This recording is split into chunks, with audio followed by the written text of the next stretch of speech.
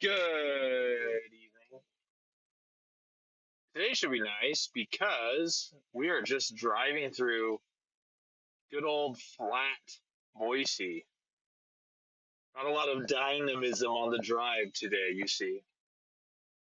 So, why is that good? It means we should have great Starlink coverage, clear line of sight to the sky, lots of free from obstructions. Anyway, Grow Kick stream today. Help me design this show and build a community. The goal is increasing life. That's the goal, increasing life. Whatever is good about this world, like Samwise Gamgee would say, and Frodo, the taste of strawberries, the touch of grass, whatever is good about this life and results in more life to all and less to none. That's what we're all about here. So, what do? Talk about news, take bad stories and flip them to be positive, focus on stuff being created. Do we talk about tech? I mean, good grief, there's so many topics. Hopefully, we'll find a better structure. I've got, I don't know, I mean, maybe we don't need a better structure. Maybe it's like just come hang out with me, but I do better when I have like at least an idea of what I want to talk about. We're going to go 80 miles an hour today. Now, the Starlink Mini Roam Unlimited subscription explicitly states it's good up to 100 miles an hour. I think that's a very interesting constraint. Why would they say it's good up to 100 miles an hour?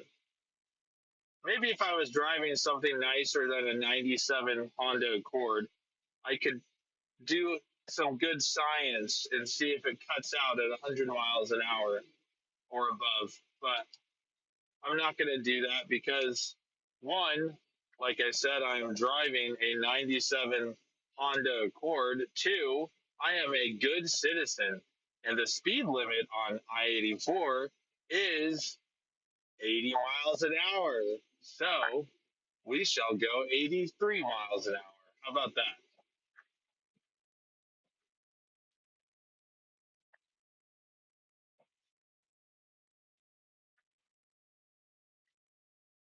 I'm going to Mountain Home to install an ignition interlock device.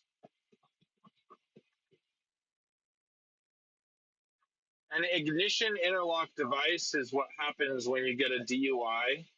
Idaho is considered a first offense state, so if you get charged with a DUI in Idaho, the odds are you're going to have to get an ignition interlock device installed into your vehicle.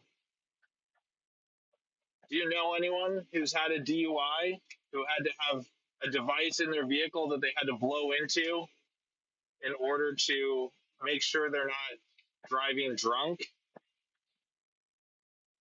I install for a few different companies. There are, I believe, 9 companies on paper that are authorized to sell their devices in Idaho, and all of these companies have gone through a series of mergers and acquisitions, such that they're all getting bought out by larger companies, or the larger ones are acquiring the smaller ones. It's a very interesting landscape that seems to largely have been undisturbed for a decade plus, up until about 3 years ago when all of these changes have been occurring.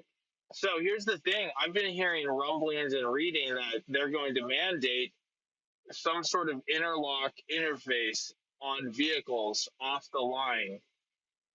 So from the OEM, it'll have some sort of something to plug into for an ignition interlock device. I think that is highly unlikely because these devices have fuel cell sensors that have to be calibrated to maintain accuracy. Furthermore, it would be such a pain for these companies to have to figure out how to interface with the OEM standards and hardware. It just there's so many unknown variables, and then there's anyway. I think a more relevant threat to the ignition interlock device industry is is Tesla's robo taxis, and it's absolutely a net positive. I would love to see my industry go away. I would find something else to do, and I'm sure it would result in more life to all and less to none.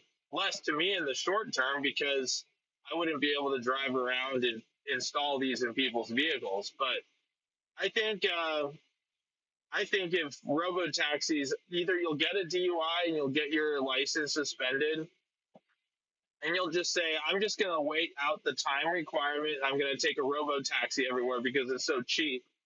Or you won't get a DUI in the first place because if you're going to go out drinking, you're going to plan on taking a robo taxi back from your destination, maybe to and from your destination. So that, I mean, that'd be cool. You know, there was even this company that was like selling franchises to put a breathalyzer vending machine into bars where I guess for a price you lease a little corner from the bar.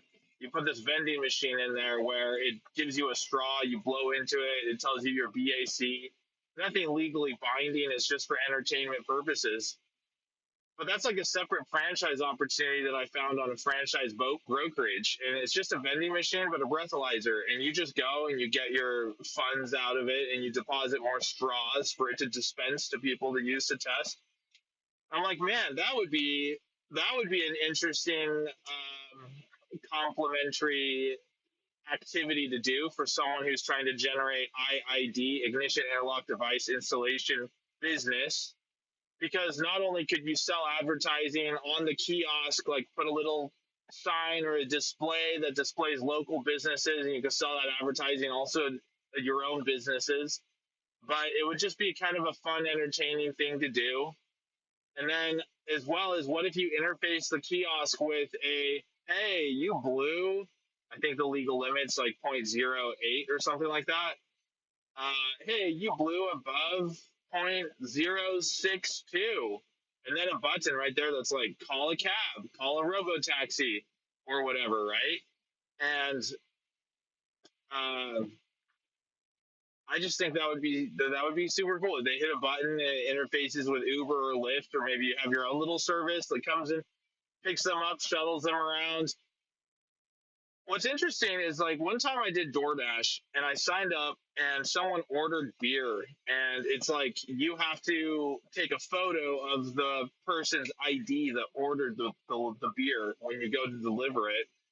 I'm like, I don't know what sort of regulatory hoops they had to jump around in order to offer that kind of service, but what if you just offer a service where it's like gig drivers drop off alcohol, cigarettes, whatever? Is that could that like what kind of regulatory hurdles would you need to vibe code something like that, where someone can request their nicotine pouches or their because like here in Idaho, like the liquor stores are all state owned, I believe. I don't actually drink, so I'm not an authority on this, but it'd be interesting to see if you could create a niche specific industry around delivering alcohol that people order, and you just work with the state liquor stores to keep an inventory of what they have available there. And like I said, I don't drink. I'm a member of the Church of Jesus Christ of Latter Day Saints. I don't drink alcohol, so I don't even know what I'm talking about. There's obviously some sort of layer to it because you can go buy beer or seltzer from like Walmart and other retailers and grocery stores. But if you want, I guess maybe the harder stuff, you got to go to the liquor store, like vodka or brandy. I don't know. I don't know how alcohol works. All I know is like one time I went with a client to a cigar lounge. I didn't smoke, but this was back east. And apparently, cigar lounges are a huge thing. You go in there and you pick the cigar you want. You just sit in a chair. You could order some alcohol and sit there and drink alcohol and smoke a cigar. And I sat there and talked to them. There were three of them. We all sat there and talked while they drank and smoked. And I just sat in a really comfortable leather chair, breathing all the secondhand smoke in. And I'm like, I wonder why we don't have any of these in Idaho. Like, is it all just regulated? Who made those decisions? Anyway, it's just interesting. I've talked about this before, but if I was going to generate more business for Ignition Interlock, I think the kiosks and bars is an interesting idea. I think like a service, like a ride share or alcohol delivery service would be a fun way to market it. I think building motorized bicycles and selling and trading motorized bicycles because in Idaho, if you take a bicycle with pedals and you slap a motor on it that's smaller than 50 cc, you don't have to license it or register it, and you can operate it in bike lanes and whatever. So pretty much in Idaho, if you see someone with a motorized bike, it probably means they have a suspended license. um, it's just the way it goes. And it's pretty funny because people will put 80 cc motors on a bike. And I know a guy who rode an 80 cc bicycle for um, like 3 years and never got pulled over and never had an issue. Oh, hey, check this out. I did hook up my other input on my mobile DVR. I need to put a switch in. For now, it's just bare wires. But if I touch the bare wire here, now it's hooked up to a trigger on my front facing camera. So that's a better experience, right? I just need to put it on a momentary switch where I push the button and it will show you my front facing camera. But that'll be good if I see something up front that's cool that I want to call out. I could hit a button and we could take a look, right? I'm on cruise control right now, going like 81 miles an hour. My ambitious fellow travelers in my lane to the right are enjoying 85 miles an hour or so. Anyway, so how else would I generate more ignition interlock business? A lot of companies will recommend networking with bail bond agents and attorneys, but to me that just feels obvious, and a lot of other companies are doing that. So I started thinking to myself, what are some creative ways that I could build like a community? Like if I built a community of people who have been charged with a DUI, I talked to the Idaho Department of Corrections to see if I build a program where people who have had a DUI and they've gone through the process of getting SR22 insurance, getting an ignition interlock device, maybe some coaching, rehab, whatever. If I take people who have gone through that process and if they coach other people who need to go through that process, can we somehow document that and count that as community service hours? And the Idaho Department of Corrections is like, yeah, that's cool. That's cool. You can do that. That's a good idea. I'm like, sweet. So I could create like a community of people who have had a DUI and just say, hey, take everything that you've learned and everything that you wish you knew, put it into a little package, and you're going to do little meetings with people who have just freshly received a DUI charge. You guys are going to network and you're going to tell them everything you wish you would have known, give them your recommendations and everything else. Um, Also, another way to generate ignition interlock business. So if I build like a little community of quote unquote super fans that have had DUIs, especially if they find value in what I recommend as far as insurance products or um, whatever else, maybe we get together once a month and do a motorized bike show or a barbecue in the park or something. I don't know. I think it'd be fun. Here's the thing. I had someone tell me over in like Buffalo, New York, they're like, "Nah, man, don't get into ignition interlock installs because uh, it's lame." They're like the clientele are obnoxious, and I'm like, "Oh, whatever. I'll take a risk." I got to tell you, my interlock customers who have been charged with a DUI and they have to get an ignition interlock, like some of my favorite customers that I keep in touch with, even though they don't even have an interlock anymore. It's just fun to keep in touch with them. Friends on Facebook, whatever. I've met some of the coolest, funnest people, and who obviously it's like they know they messed up, right? If someone gets a DUI, especially in Idaho where all the arrests in Ada County are public and they post people's mugshots, that's how you end up on like Mugshotty, the site that posts attractive mugshots. Idaho's the type of place they would scrape for those because they post people's mugshots publicly. You can go to the Ada County website, Ada County Sheriff's website, You can look up a list of offenses of recent arrests, and you can see a list of who all has been, arrested and what their charges have been. Um, anyway, I've met some of the coolest people who, and of course, there's always like a handful of interesting characters. All I'm saying is, I've had a really good experience for the many years I've been doing this. Right.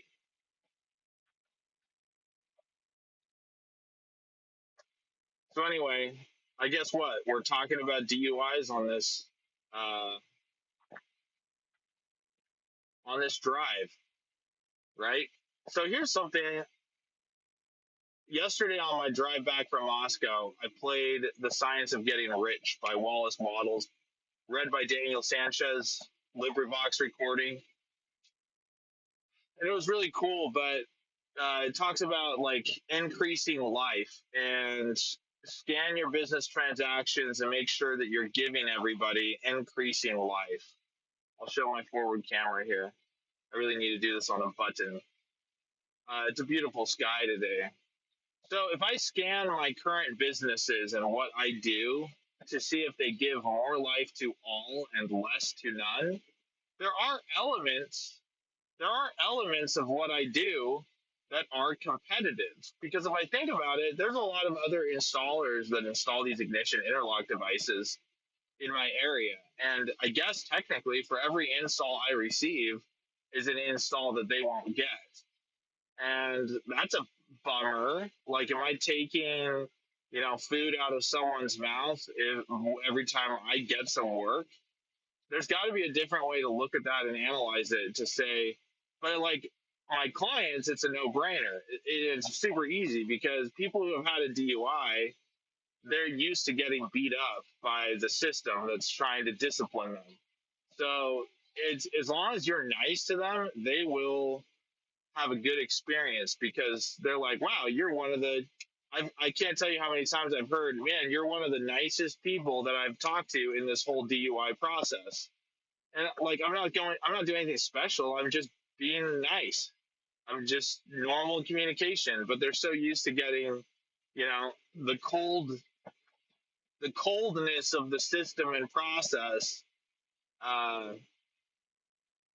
they find it refreshing to talk to someone who's nice to them. So someone's got to install their thing in their car. And so it's easy to see how they're receiving increasing life. They're able to drive again after having a suspended license. They're learning their lesson to not drink and drive anymore. You're keeping the community safe because you're preventing people from being able to continue to drink and drive. It's a deterrent for that. So that's easy. The only people that I see lose with this are the other companies that install these devices, right?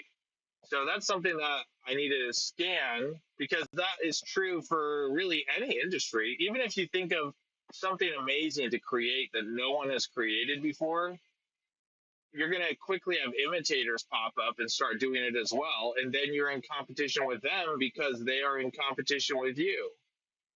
So it's almost like it's not so much about what you actually do, it's more about your attitude while you do it. Like, just infuse yourself with gratitude. Don't allow yourself to be bitter, and just recognize that those other people that are trying to compete against you have all the opportunity in the world they have the same opportunities for happiness that you have. And pray for them, give them a good old Irish blessing or whatever you want to do. Wish them well and send them on their way. But anyway, those are my ideas. I'm like, hey, motorized bicycle, bike swaps, connect DUI people and have them coach each other to earn community service hours. I also like bought this domain beroadsafe.com and talked to the Idaho Department of Transportation to see how to get certified to have a safe driving course with the state online to get a couple points taken off the record. Um, you could also potentially generate leads from that. And then the other idea that's unique, obviously, we talked about the kiosks in bars, the breathalyzer vending machines, right? There's also an idea of in Idaho, the Ada County Sheriff's Department, the state police, they have this rotation of tow yards where if someone gets a DUI, the tow yard will come and take the vehicle to the impound lot, and they rotate that through monthly. If you think about it, the first contact that someone who's been charged with a DUI will have outside of the corrections department will be with the tow yard when someone goes to pick up their impounded vehicle. So if you network with tow yards and you say, "Hey, look, tow yard, what can I do for you? Is there anything, any sort of service that I can offer? And in exchange, can I put my flyers and posters and business cards in your lobby area wherever people go to go pick up their car keys? Can I do that?" Uh, that would be cool, right? Maybe there needs to be a little tow truck app. Maybe I build a little tow truck app where it's like, hey, if you need a tow, open this app, get instant quotes and bids from 7 tow truck companies in your area. Like I don't know, like an independent AAA.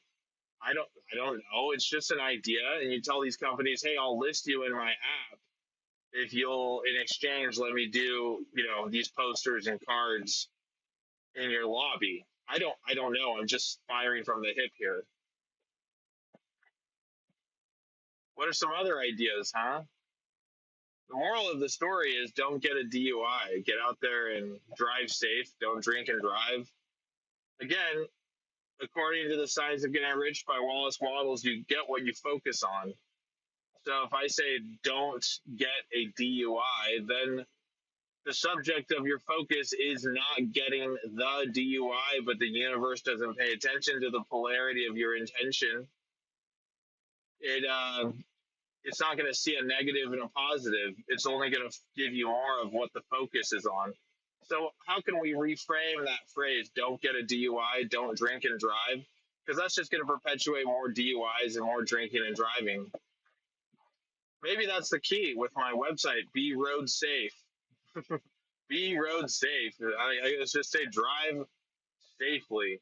That organization, MAD, Mothers Against Drunk Driving. Well, you're just gonna get more mothers and more drunk driving with a name like that. Just the unfortunate reality.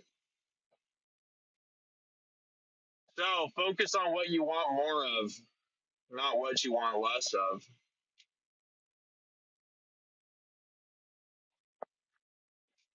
What we should do now at this juncture, driving on a straight road, we should read, because I referenced it yesterday, Mark Andreessen's A16Z, Techno Optimist's Manifesto. Should we talk to Grok about it? Because that's what I was saying.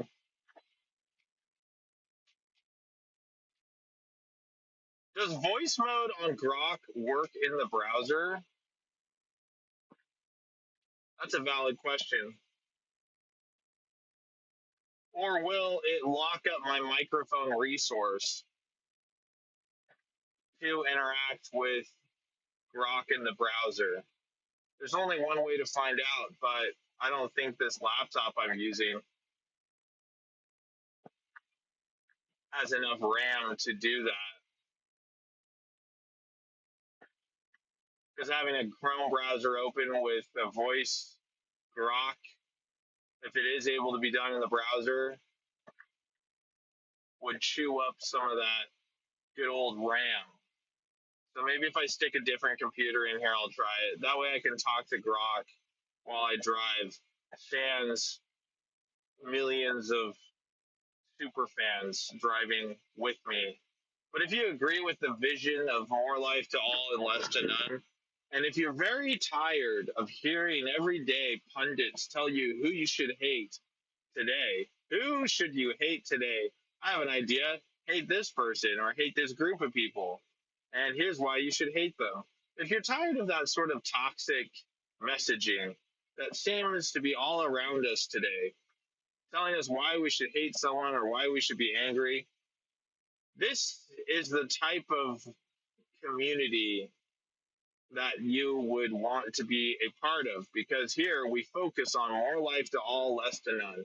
Here we steel man people's arguments and we find the most favorable and just, maybe not, maybe more emphasis on favorable, because who can determine justice? Here we find the most just, favorable, and positive ways to explain someone's actions. We find the most favorable motivations to explain someone's actions.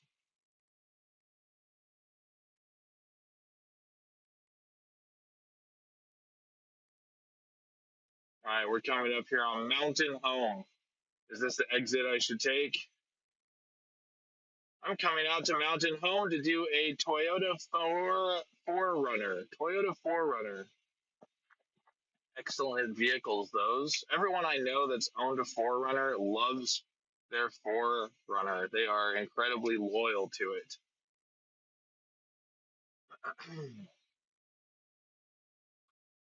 So the only option I have to grow this community with virality is humor. People love humor. People love to laugh. But I'm not going to do the cheap virality that comes with controversy or trying to make people angry or annoyed. Annoyed is fair. We can annoy people. We can annoy people. I'll tell you what, I had a church leader once, a local church leader, tell me that I was telling a bunch of Helen Keller jokes when I was a very young teenager. And a bunch of Helen Keller jokes, I was a young teenager, okay? Pardon me. Pardon me. Jokes like, how do you confuse Helen Keller? Well, you hand her a basketball and ask her to read it, right? Because it's bumpy, it's like Braille, whatever. Terrible, terrible. Uh, and there's like, I know many, many, many Helen Keller jokes, and I won't repeat them. I'll let them die with, with, um,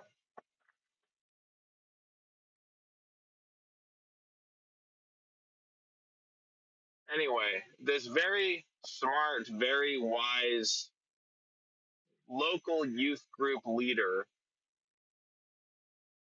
pulled me aside after I told we were on a camp out up at his the leader's cabin.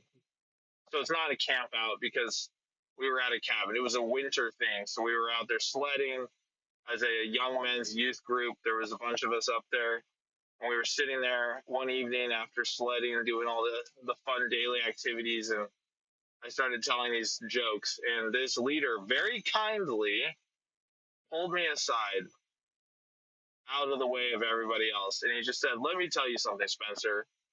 And I said, "What?" "What?" He said, "Anytime you have a joke that makes fun of someone else, especially an individual," he said, "it is not a joke worth telling. You're better than that." And I'm like, "What's up with this guy?" I'm like, "What? These are funny jokes. And they bring me enjoyment." Ah, but he was smart. He was. He's still alive. He was smart. And I've thought often about that interaction there. And he is right. I realized later. I stopped telling jokes out of those jokes at that time out of respect for him. I wanted to be respectful. I didn't want to just ignore his counsel. But I thought he was a little too high strung, perhaps. But I later realized the wisdom of his words. And anytime you tell a joke at someone's expense, is basically what he said. If you have a joke at the expense of an individual, it's not a joke worth telling. And I'm like, what's the, like, Helen Keller's not here with us, right? She's not here in the room. What harm is it in making jokes about public figures? There's a scale to everything. I think you could make an exception for less vulnerable public figures. Like if I want to tell a joke about Trump, uh, that would be maybe slightly more appropriate, especially if you can find a way to tell jokes that are funny. I like absurdity in jokes, right? I like absurdity in my humor.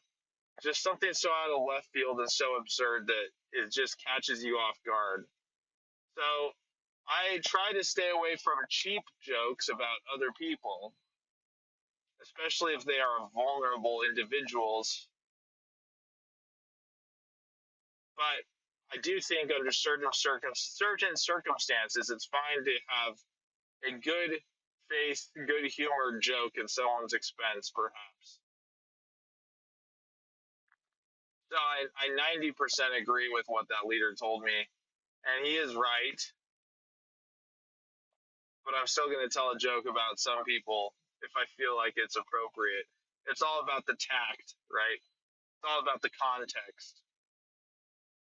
Anyway, I am 2 minutes from my destination, so I am going to shut this down when I get a little closer. So I do not customer. They would not appreciate that. To our thousands of Grow Kick community members.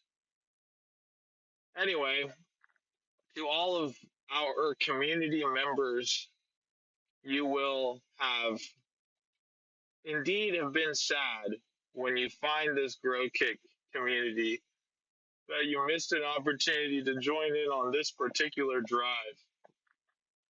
But I'm sure once you find a place here, we're gonna have some fun.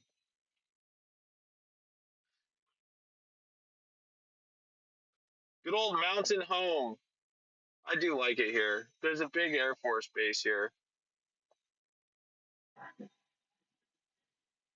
And interestingly enough, I looked up the Wikipedia of the Air Force Base and found out that I don't know if you want to call it leasing, but basically, like the Air Force of Singapore is out here with like a semi-permanent sounds like a contradiction, and indeed it is. But it's because I can have my cake and eat it too. The Singaporean, is it Singaporean? Anyway, the Air Force of Singapore has some representatives and tech and hardware out here at the Mountain Home Air Force Base. I learned that on the Wikipedia page. Interesting, huh? I'm going the wrong way, by the way. I needed to go the other way, but I couldn't find a good way to get over because there was a truck next to me that matched my pace and vigor.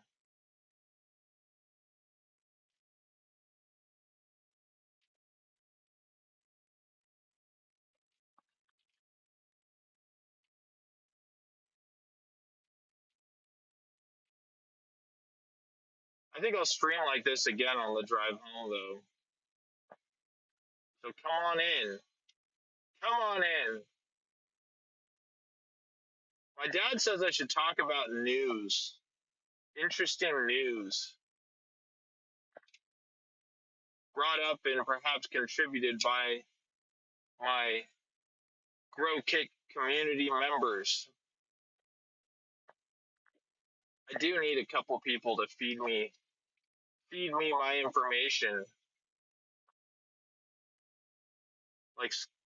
like what's his name, Adam Curry and John C. Dvorak with the No Agenda podcast. They call it their boots on the ground people to feed them information.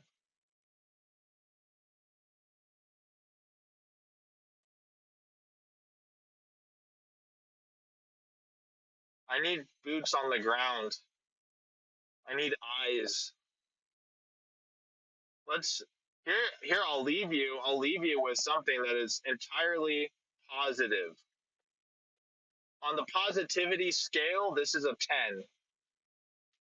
In Newport Beach, actually Depot Bay, Oregon,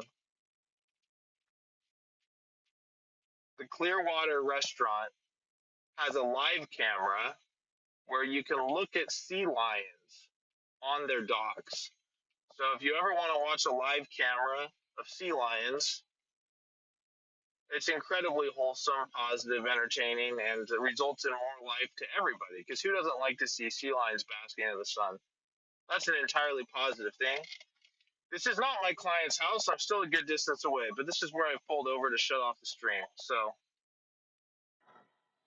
ciao. Thanks for driving with me from Boise to Mountain Home.